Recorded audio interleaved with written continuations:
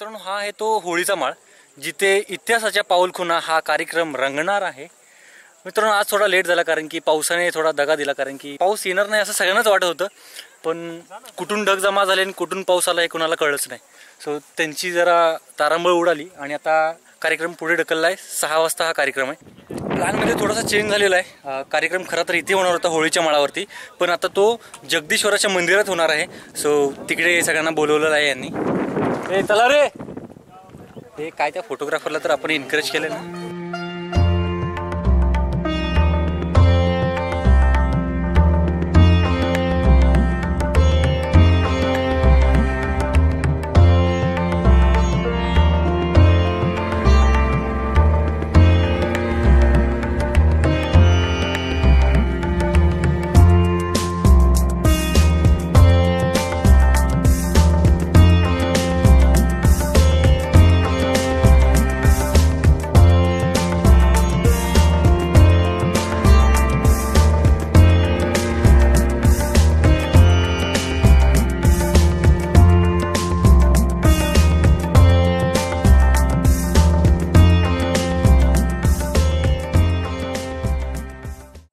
हे जे आहे ते महाराजांची समाधी मंदिर आहे. जगदीश्वर मंदिराच्या समोरच हे समाधी मंदिर आहे. तर मित्रांनो, आता इथेच आता आपला कार्यक्रम होणार आहे, इतिहासाच्या पाऊलखुणा. तर या कार्यक्रमाचे आता नियोजन चालू आहे. ते सगळेजण आलेले आहेत, ज्यांनी हे ऑर्गनाईज केलेलं आहे. सगळेजण बसलेले आहेत. तोपर्यंत आम्ही जरा फिरून घेतो.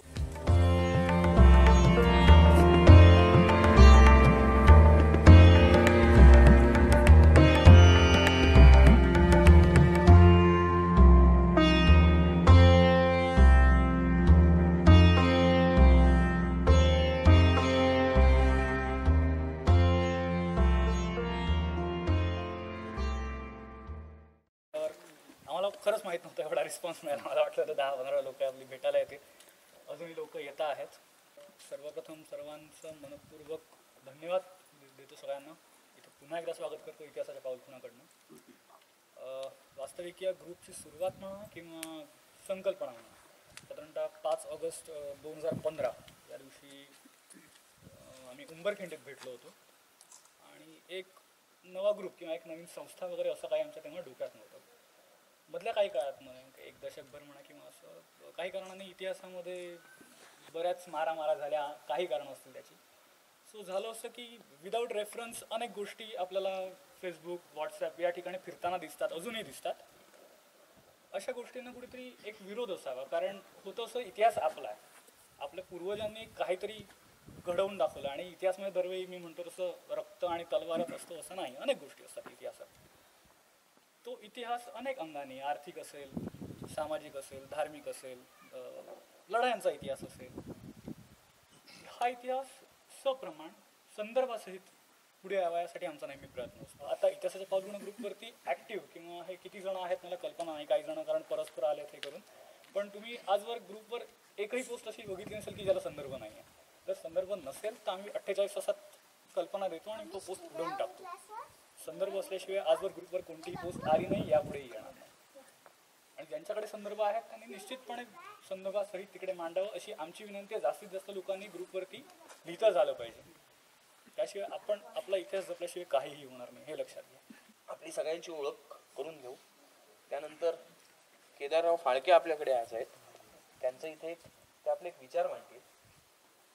त्यानंतर आपण जेवणासाठी ब्रेक घेऊ आणि जेवण झाल्यानंतर 9:30 नंतर, आज साधारण 9-9:30च्या दरम्यान आपण पूर्णपणे संवाद साधायचा आहे. तर तो संवाद कसा असेल, साधारण प्रत्येकाला ज्या काही शंका आहेत, आपले विचार आहेत, it should be exchange of thoughts. असं नाही आहे की सगळ्याची उत्तरं आज देता येतील, पण जितकी शक्य आहेत तितकी उत्तरं देता येतील. कारण प्रत्येकाचंच उत्तर सापडत नाही, कारण त्याला साधन मर्यादा असतात. पण बाजार गप्पांवरती इतिहास लिहिला जात नाही, ठीक आहे. तर ती साधन मर्यादा काय असते, सगळ्याच गोष्टी कागदात नाही दिसत नाही, सगळ्या गोष्टी या भिंतीत नाही दिसत नाही. ते ओव्हरऑल ॲग्रिगेट बघून त्याचा साधारण, म्हणून इतिहास ही एक मॅच्युरिटीची स्टेज आहे. हा विषय मनाचा किंवा भावनेचा नाही. तर त्या पद्धतीने आपल्याला एकत्र येऊन साधारण 9:30 नंतर कंटाळा येईपर्यंत आता बस तोपर्यंत आपल्याला इकडे गप्पा मारायचे. दिनांक 12 मे 1666 ला दिवाने खास मध्ये शिवाजी महाराजांची आणि औरंगजेबाची जी भेट झाली ना, ती मुघल मराठा संघर्षाची पुढं भविष्यात काय इतिहास होणार आहे ना त्याची चिन्हच होती. मुघलांना माहित देखील नसेल की पुढे जाऊन मराठे आपल्या साम्राज्याच्या चिंदड्या उडवतील. शिवाजी महाराजांची तिथून सुटका झाली ना, उत्तरेतले महाकवी भूषण पहिल्यांदा इकडं तो रायगडची वाट चालायला लागला, तो 70ला इकडे आला, 72ला छत्रसाल बुंदेला आला.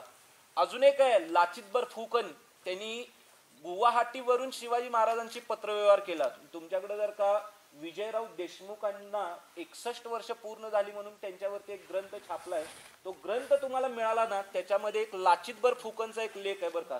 त्याच्यात त्यांनी पुरावा दिलेला नाही, पण त्याच्यामध्ये त्यांनी एक पत्र दिलंय की ते पत्र थेट लाचितबर फुकननी शिवाजी महाराजांना लिहिलंय की तुम्ही दक्षिणेतून आणि मी स्वतः उत्तरेतून आपण दोघांनी मिळून मुघलांना चेपून काढूयात. हे सगळेच्या सगळे लोक इकडं महाराष्ट्राची वाट चालायला लागले, महाराष्ट्राकडं आकर्षित झाले. हा संघर्ष कुठं संपला सांगू? 1784ला औरंगजेबाचा खापरपंतू शहा आलम, बरोबर ना, तो महादजी शिंद्यांचा पेन्शनर बनला ना, तेव्हा हा सगळा संघर्ष संपुष्टात आला.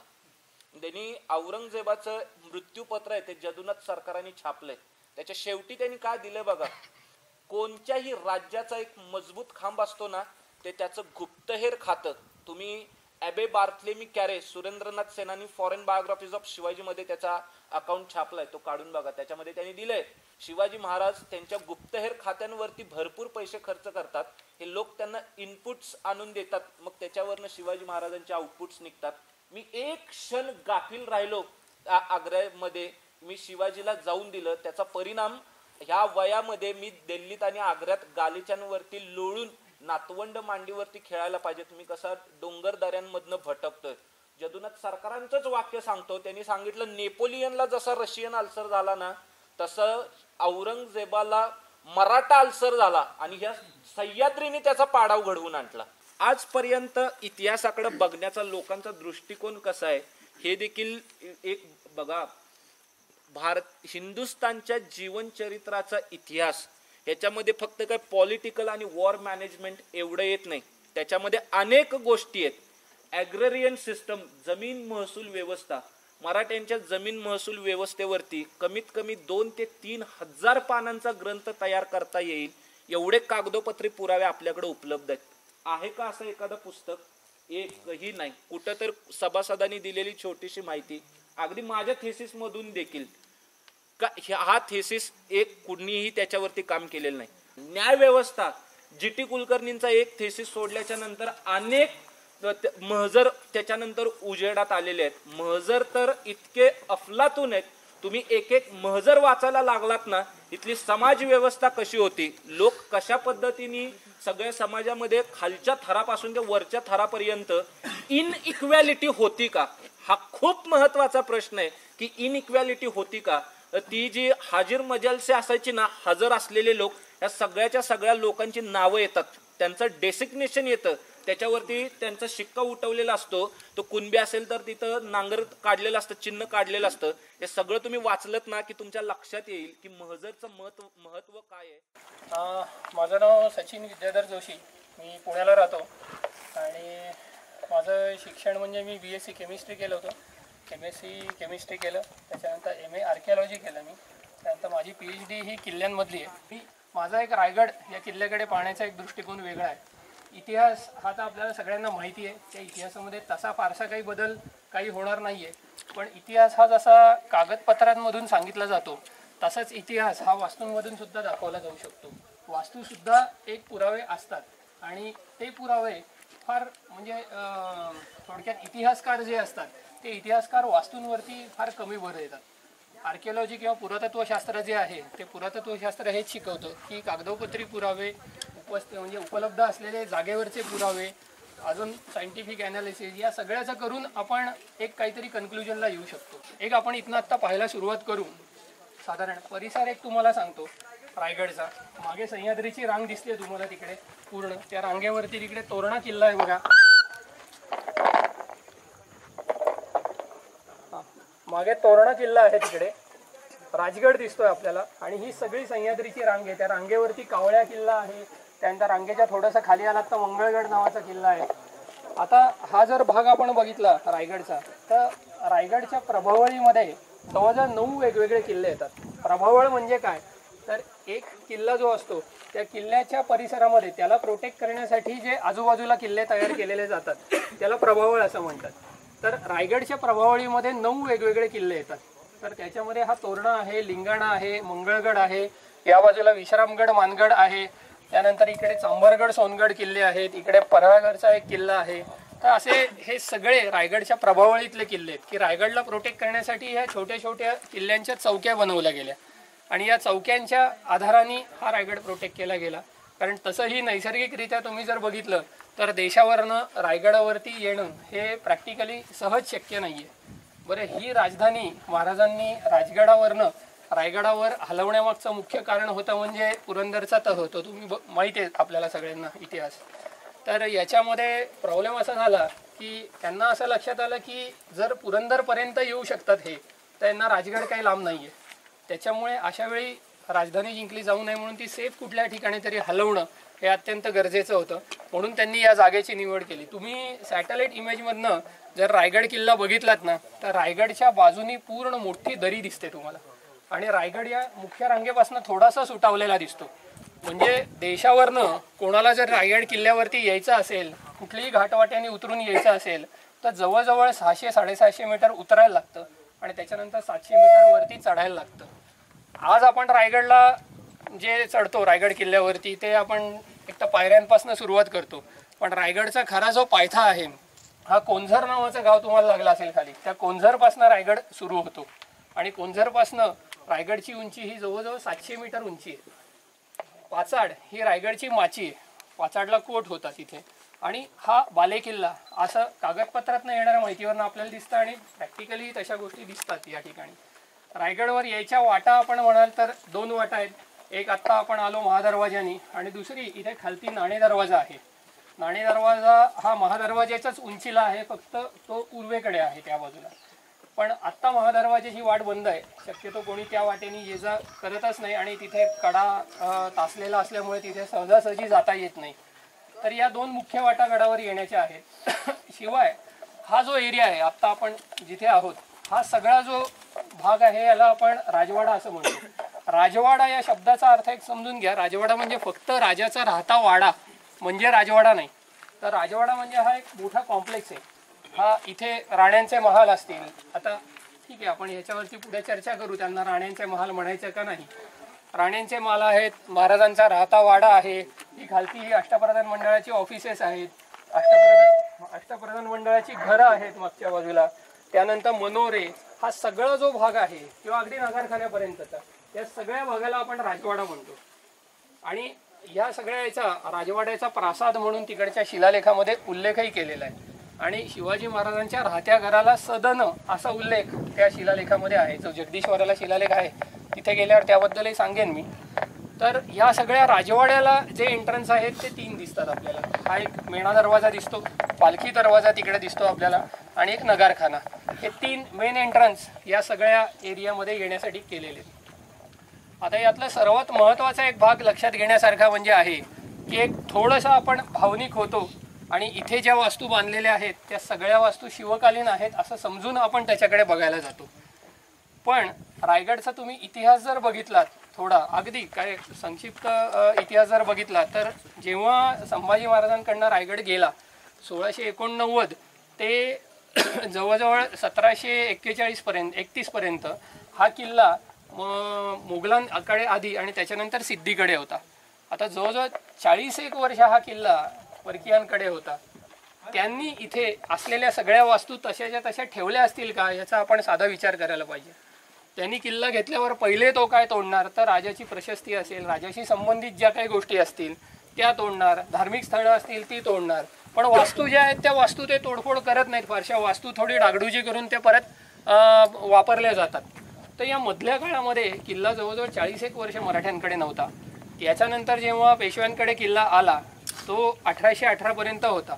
त्या दरम्यान इथे मोठ्या प्रमाणावर कैदी पण ठेवले गेले. त्यामुळे तेव्हा सुद्धा मोठ्या प्रमाणावरती रायगडवर बदल केले गेले. म्हणजे रायगडवरच्या इतर वास्तूंबद्दल म्हणतोय मी.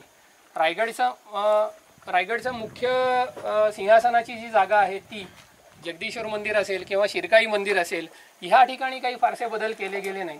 आणि ह्या ठिकाणच्या सिंहासनाची व्यवस्था नावाचं एक शना जोशींचं पुस्तक आहे 1940 साली लिहिलेलं. त्यांनी पेशवे दप्तरमधनं काही मोडी कागद आणले होते, त्या आधारावर त्यांनी एक पुस्तक लिहिलं. त्यात सिंहासनाची एक वेगळी व्यवस्था होती आणि त्या व्यवस्थेसाठी काही खर्च होता. मंदिराची व्यवस्था होती, शिरकाईच्या मंदिराची व्यवस्था होती. त्यामुळे ह्या मूळ वास्तूंना फारसा काही हात लावला असेल असं वाटत नाही. त्यानंतर 1818 ते 1885 साधारण, तर ह्या दरम्यान इंग्रजांनी कोणालाही गडावर येऊ दिलं नाही. गडावर येण्यासाठी पूर्ण बंदी होती या काळामध्ये. त्यामुळे ह्या मधला जो काळ आहे, जवळजवळ 60-65 वर्षाचा काळ, या काळामध्ये गडावर कोणी फिरकलंच नाही, कोणालाच येऊ दिलं नाही. म्हणजे अगदी जे स्थानिक गुराखी वगैरे हे लोक असतील तेवढेच जे काही यायचे ते.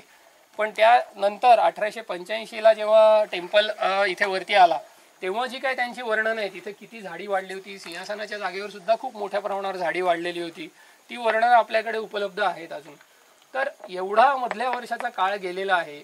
म्हणजे शिवाजी महाराज जेव्हा इथे राज्याभिषेक झाला तो जो काळ आहे, आणि त्याच्यानंतर इतरांनी हा किल्ला वापरला, म्हणजे महाराजांपेक्षा इतरांनीच जास्ती हा किल्ला वापरला. तर या सगळ्या लोकांनी किती बदल केले असतील या सगळ्या वास्तूंमध्ये, ह्याचा थोडासा आपण विचार केला पाहिजे. आणि ते जे बदल आहेत ना, हे सगळे बदल आपल्याला कागदपत्रांमधनं नाही दिसत, पण यातले काही बदल जे आहेत ते आपल्याला या वास्तूंमधनं सुद्धा दिसून येतात. ते कशा पद्धतीने दिसून येतात ते मी तुम्हाला आता जाता जाता सांगेनच. साधं उदाहरण घ्या, इकडे की समोर बघा, तिकडे तो मेणा दरवाजा जो आहे, त्या मेणा दरवाजाच्या वरती एक काहीतरी सिमेंटची स्लॅब टाकलेली दिसते. आता ती नवीन टाकलेली आहे स्लॅब, हे लक्षात येतं पटकनच. किंवा दरवाजा लावलाय तो लोखंडी दरवाजा आहे. काही ठिकाणी जुने लाकडी दरवाजे असतात पण ते बदललेले असतात वेळोवेळी ते. तर हे जे आहेत, किंवा दगडांच्या बांधणीमध्ये हा जो बदल दिसतो, त्याच्यावर सुद्धा आपल्याला काळ ठरवता येतो. आणि वेगवेगळ्या काळातली वेगवेगळी बांधणी आपल्याला गडावरती आज इथे दिसून येते. त्यामुळे हे समजण्याचं कारण नाही की जे आपल्याला दिसतंय ते सगळंच शिवकालीन आहे. हा एक आपल्या सगळ्यांचा एक नेहमीचा प्रश्न असेल की ही राजसभा होती कशी. आता आपण ज्या दरवाज्यातनं आलो तिकडनं, त्या दरवाजाला पूर्ण कमान होती. आणि अगदी म्हणजे बाबासाहेब पुरंदरेंनी, गोनी दांडेकरांनी ती कमान बघितलेली होती. तो अखंड कमान असल्याचे काही फोटो पण त्यांच्याकडे आहेत. त्यामुळे आपल्याला आता ती कमान दुरुस्त करता येऊ शकते ती. तसंच या बाजूला सुद्धा एक दरवाजा होता आणि त्या दरवाज्यामध्ये पण एक कमान होती, ती दुरुस्त करता येणं शक्य होतं आपल्याला. आता खरं आपण बघताना लक्षात नाही आलं, मागे तो दिवाणे खासची एक जी जागा आहे ती आपण बघायची राहिली फक्त. या बरोबर या भिंतीच्या मागच्या बाजूला ती जागा आहे. यातला हा जो ओटा दिसतोय आपल्याला, हा मुख्य ओटा आणि वरचा, ही सगळी मूळ जागा आहे. त्याच्यामध्ये काही बदल झालेले नाहीये. पण बाजूनी ही जी काही भिंत बांधलेली दिसते तुम्हाला, ही किंवा वरती काही विटांचं स्ट्रक्चर आहे, या सगळ्या गोष्टी ज्या आहेत त्या नव्याने ॲड झालेल्या आहेत. त्या मधल्या कधीच्या तरी काळामध्ये त्या गोष्टी ॲड झाल्या असण्याची एक शक्यता आहे. तर याचं स्ट्रक्चर कसं होतं, म्हणजे ज्यावेळी राज्याभिषेक झाला त्यावेळी एकूण परिस्थिती इथं कशी होती, तर हा जो बाहेरचा तुम्हाला भाग दिसतोय तो सगळा कवर्ड होता. तसाच पुन्हा तळखडे आणि छप्पर यांनी. आणि मधला जो भाग आहे त्या मधल्या भागामध्ये तात्पुरता मांडव घातलेला होता त्या राज्याभिषेकाच्या कार्यक्रमानिमित्त. ह्याचं कारण सांगतो की इथे म्हणजे या दिवाणे खासमध्ये दिवाणे आममध्ये मोजून 2 ते 3 वेळा दरबार भरला गेला. आणि तोही कधी तर दसरा, दिवाळी वगैरे यावेळेस भरला जात होता. पण फार कमी वेळा दसरा म्हणजे इथे सभा भरल्याचे उल्लेख आहेत. त्यामुळे परमनंट बांधकाम असं मधल्या भागामध्ये कधीच कुठे केलं गेलं नाही. कदाचित भविष्यामध्ये अजून महाराज राहिले असते काही वर्ष तर त्यांनी कदाचित केलंही असतं किंवा त्यांच्या गरजेप्रमाणे त्यांनी ते वाढवलंही असतं. पण त्यावेळी राज्याभिषेकाच्या काळात मधल्या भागामध्ये टेम्पररी मांडव घातला असण्याची शक्यता आहे, बाकी काही नाही. कारण पावसाळा होता म्हणून. पावसाळा नसता तर कदाचित तोही झाला नसता तिथे. त्यानंतर हा जो ओटा दिसतोय आपल्याला मागे, या ओट्यावरती 2 मजली स्ट्रक्चर होतं. आणि 2 मजली स्ट्रक्चरमध्ये मोठ्या मोठ्या कमानी होत्या. लाकडाचं बांधकाम होतं बऱ्यापैकी. तळखडे आणि त्याच्यावरती जे काय 2 मजली स्ट्रक्चर होतं ते सगळं लाकडाचं होतं. 2 मिनिटं आले का सगळे? सतीश सर 2 मिनिटं आलो. तळखड्यांच्या वरती भिंत बांधली इथे. बरोबर.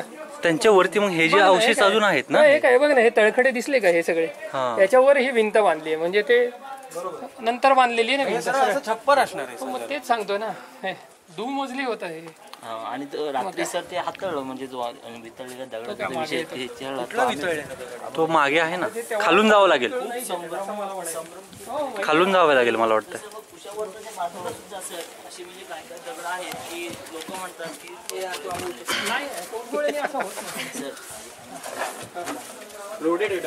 हा येतेच. कुठला वितळलेला दगड आहे? हो का वा. त्याने अगोदर आमच्या 12 एकर बरोबर दोघांना मिळाले ते त्यांनी इकडे जमा केले. हो 2 ते मला अच्छा. सगळीकडे गोटे भाऊ सुतार आणि हे मिळाले ना ऑफिसचे गोळे ते मी वाचलं होतं. हे बघा हे नाही ते हीटमुळेच झालंय पण तोफगोळा पडून नाही होत. तोफगोळा पडून झालं लोकगोळा पडून जरा तसा पॅच दिसला तेच मला म्हणायचं आहे. आणि हे तुटलं असतं ना हे असं कसं राहिलंय हे इंटॅक्ट आहे सगळं म्हणजे वेगळा प्रकार आहे हीटमुळेच झालेलं आहे. बरोबर आहे हीटमुळेच झालेलं आहे हे सगळं. हो चला स्तंभाबद्दल अनेक लोकांची अनेक वेगवेगळी मतं आहेत तर ती सगळीच सांगतो तुम्हाला. काही लोकांचं म्हणणं आहे अभ्यासकांचं की रायगडवर जो हत्ती आणलेला होता तो हत्ती बांधण्यासाठी म्हणून अशा प्रकारचा लोहस्तंभ वगैरे केलेला होता. पण एक मजा सांगतो की हत्ती म्हणजे कुत्रा नाही. त्याला असं खांबाला वगैरे बांधून ठेवलं जात नाही. हत्तीला बांधायसाठी काय करतात माझ्या मते तुम्ही लोकांनी पाहिलं असेल. हत्तीला लाकूड ठोकतात ते जमिनीमध्ये आणि त्याला साखळी बांधतात आणि ती हत्तीच्या पायाला बांधतात ती. तर त्यामुळे हत्तीला बांधण्यासाठी तर हे 100% नाहीये. दुसरा भाग मग एक आमचे चांदोरकर काका आहेत त्यांनी सांगितलं की ही सूर्यघटी आहे. सूर्यघटी म्हणजे काय की त्यावेळेस घड्याळ आहे असं आपण म्हणू. म्हणजे ह्याची पडणारी जी काय सावली आहे त्या सावलीवरनं वेळ निश्चित केली जायची. तर तोही भाग बरोबर नाही. याचं कारण सांगतो तुम्हाला की ही पूर्व दिशा आहे. या बाजूला तुम्ही पूर्व दिशेला सूर्य उगवल्यानंतर इथे ऊन पडायला बराच वेळ जातो कारण समोर सगळी ती बाजारपेठेची भिंत आहे. त्यामुळे सूर्य बऱ्यापैकी वर आल्यानंतर इथे ऊन पडतं. त्याच्यामुळे ही सूर्यघटी असण्याची शक्यता नाही. अशी जर सूर्यघटी मला करायची असती तर मी होळीच्या माळावर केली असती की होळीच्या माळावरती 24 तास ऊन येतं पूर्वेकडनं पश्चिमेकडे पूर्ण वेळ. त्यामुळे ही सूर्यघटी असण्याची शक्यता नाही. माझा एक अंदाज असा आहे की फटक्यांची शिक्षा देण्याची ही जागा असावी असं मला याच्यातनं वाटतं. कारण एकतर सूर्यघटी असेल तर ही कडी का करतील वरती हा एक मोठा त्यातला प्रश्न आहे. फटक्यांची शिक्षा देताना काय केलं जातं की कैद्याला असं उभं केलं जातं त्याचे हात बांधले जातात आणि ते हात वरती या पोलला कडीमध्ये अडकवले जातात आणि त्याचे हात हे असे बांधून त्याला असं आणि मग फटक्याची शिक्षा दिली जाते. त्याला फटके मारले जातात. तर ही एक फटक्याची शिक्षेची जागा असावी. आणि तिसरं आणि एक वेगळं असं भन्नाट ऑब्झर्वेशन किंवा कोणीतरी केलेलं आहे की संभाजी महाराजांचा हा मल्लखांब आहे असं काहीतरी केलेलं आहे. लोखंडाच्या खांबावर मल्लखांब केल्यावर काय होईल हे मी वेगळं काय सांगायला नको तुम्हाला सगळ्यांना. सर शिवकाळात मल्लखांब ही कलाच नव्हती ना. नव्हती. त्यामुळे पण असं काहीतरी भन्नाट कल्पना काढतात काहीतरी लोखंडाच्या खांबावर मल्लखांब वगैरे म्हणजे. तर अशा काही गोष्टी नाही आहेत. तर एक शक्यता मला प्रॅक्टिकली ही वाटते. तुम्ही लोकही विचार करा तुम्हाला काही अजून याविषयी सुचतंय का कारण आपल्याकडे ह्याचे काही असे पुरावे निश्चित मिळेल.